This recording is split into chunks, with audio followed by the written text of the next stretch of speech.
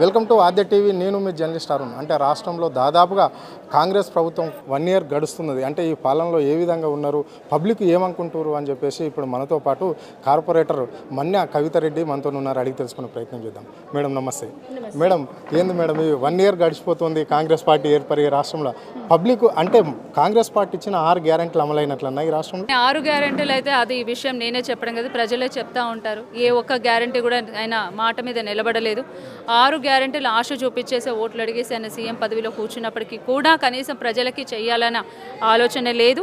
ఆయన కేవలం ఎంతసేపు హైడ్రా మూసి ఈ విషయంలో ఇలా విధంగా వెళ్ళడము, లేదంటే లెక్చర్ల విషయంలో ఏదైతే కొడంగల్లో జరిగిన ఫార్మసీ మీద వాళ్ళ తమ్ముడికి కావాల్సిన కాంట్రాక్ట్ బేస్ మీద మరి ఈ విషయంలో టెండర్ ప్రాసెస్ కాంట్రాక్ట్ మీద కమిషన్ల విషయంలో తీసుకొని వాళ్ళని ఏదో దాడి చేస్తూ వాళ్ళ మీదకి వెళ్ళడం. అంటే ఒక సీఎం పదవిలో ఉన్నప్పటికీ ప్రజలకి ఏమి చేయాలి, ఎలా చేయాలి, నన్ను హోదాలో కూర్చోబెట్టినప్పుడు నా ఒక బాధ్యత అని ఒక వ్యక్తిగతంగా ఆయన మనసు మీద చేసుకొని కనుక ఆలోచిస్తే కనుక ఎన్నో అవకాశాలు ఉన్న చేయడానికి, కానీ అసలు ఆ ధ్యాస కానీ ఆ ఆలోచన కానీ లేదు. ఎంతసేపు వాళ్ళకి వీళ్ళని తిట్టడము చేయడం, కల్వకుంట్ల కేసీఆర్ సార్ వాళ్ళ కుటుంబం మీద ఇది చేయడం తప్ప ఇంకో మాట రాదు. ఆయనకి తిట్లు తప్ప ఇంకేమీ రాదండి, అది మాత్రం వాస్తవం. అంటే కేసీఆర్ లేకపోతే ఆయన ముఖ్యమంత్రి అయ్యేది కాదు, తెలంగాణ వచ్చేదే కాదు అంటుండు. అంటే కేసీఆర్ ముక్కనే లేకుండా ఈ రాష్ట్రంలో చేస్తా అంటుండు, దాన్ని ఎట్లా చూడొచ్చు?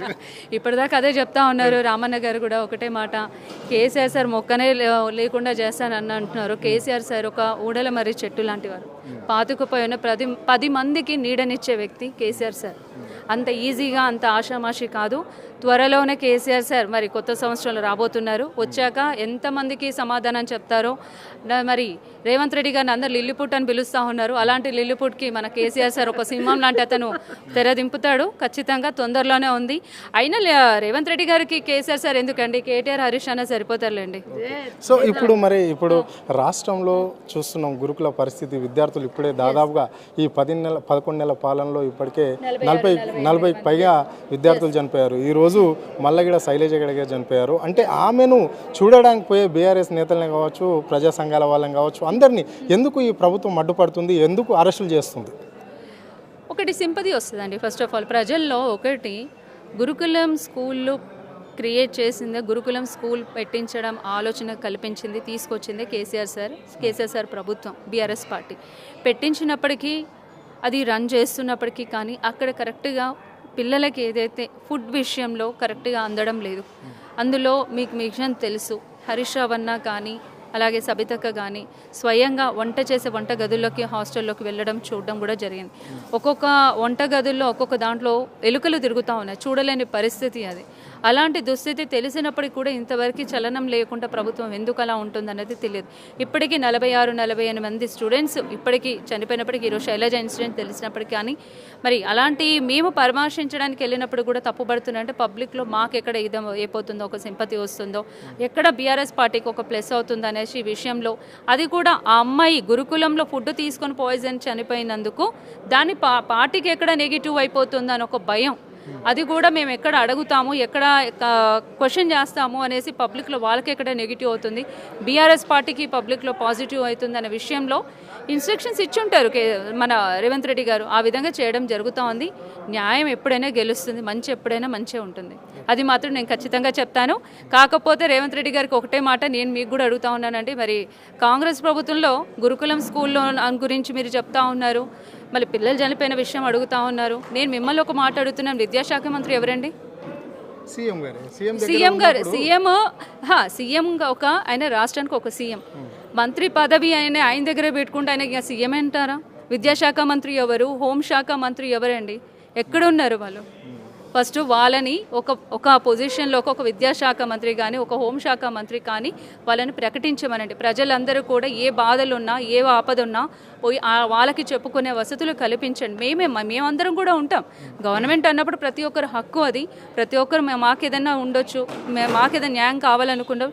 ఒక హోంశాఖ, ఒక విద్యాశాఖ దగ్గరికి వెళ్ళి మేము అడగగలిగే హక్కు మాకు ఉండాలి. ముందు వాళ్ళని ప్రకటించమనండి, తర్వాత కల్వకుంట్ల కుటుంబం మీదకి రమ్మని చెప్పండి, అప్పుడు చెప్తాను.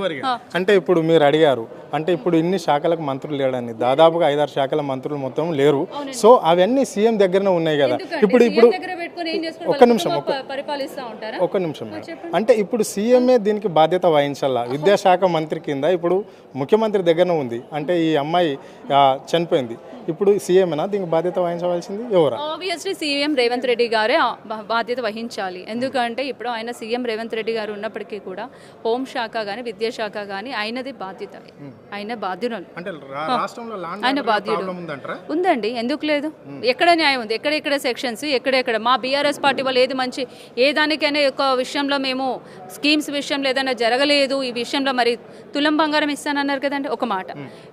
మేము ఉమెన్ కమిషన్ దగ్గర కూడా వెళ్ళాము. ఈ విషయంలో ఏదో విషయంలో ఉమెన్ కమిషన్ దగ్గరికి వెళ్ళేసి మేము ఒక కంప్లైంట్ ఇచ్చాము. అక్కడికి వచ్చేసి అక్కడ లేడీస్ కానిస్టేబుల్స్ కానీ ఎవరైనా ఒక కానిస్టేబుల్స్ వచ్చి మమ్మల్ని ఆపడము చేయడము చేస్తాం. అది మాకేదైనా న్యాయం జరగాలి అనుకుంటే ఒక హోంశాఖ దగ్గరికి వెళ్ళి మేము ఒక లెటర్ ఇస్తాం కదండి. ఒక పిఎస్లో కేసు ఫైల్ అయినా, మా బస్తీలో ఏదైనా ఇన్సిడెంట్ అవ్వచ్చు, మాకేదైనా న్యాయం జరగాలంటే హోంశాఖ దగ్గరికి అయితే వెళ్తాం కదండి. మరి ఎక్కడికి వెళ్ళి గెలవాలి మేము? నేను అదే అడుగుతా ఉన్నాను. సీఎం రేవంత్ రెడ్డి దగ్గర ఉన్న పదవులు ఏమున్నాయో 10 మందికి వాళ్ళకి ఇవ్వాల్సినవి ఉన్నాయో ప్రకటించండి. మాకు కావాల్సిన న్యాయం అంటే మేము వాళ్ళని వెళ్ళి అడుగుతాం.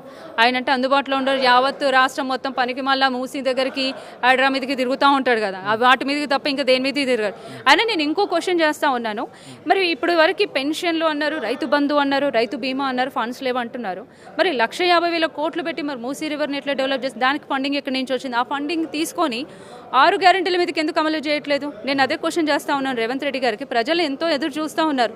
పెన్షన్స్ మీరు 2,000 నుంచి 4,000 ఇస్తా అన్నారు, ఉచిత గ్యాస్ ఇస్తా అన్నారు, ఉచిత కరెంట్ అనుకున్నారు. బతుకమ్మ చీరలు ఆడబిడ్డలకైతే ఈసారి పండగకి బతుకమ్మ చీరలు కూడా ఇవ్వలేదు.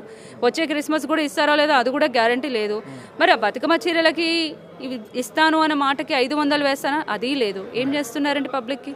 ఎంతసేపు హైడ్రా మూసి కమిషన్ లేదంటే అక్షర్ల మీదకి కమిషన్ పెట్టేసి వాళ్ళ తమ్ముడికి అన్నకు వాళ్ళ తిరుపతి రెడ్డి వరకు పెట్టేసి ఫార్మసీ పెట్టించాలా, వాళ్ళని కొట్టించాలా, ఇదే పని. నోటి క్వశ్చన్ మాట్లాడడం కరెక్ట్ కాదని చెప్తాను. చెప్పండి. చివరిగా రాష్ట్రంలో లాండ్ ఆర్డర్ లేదంటున్నారు కదా, మీరు కొండరెడ్డిపల్లిలో మాజీ సర్పంచ్ సాయిరెడ్డి చనిపోయాడు.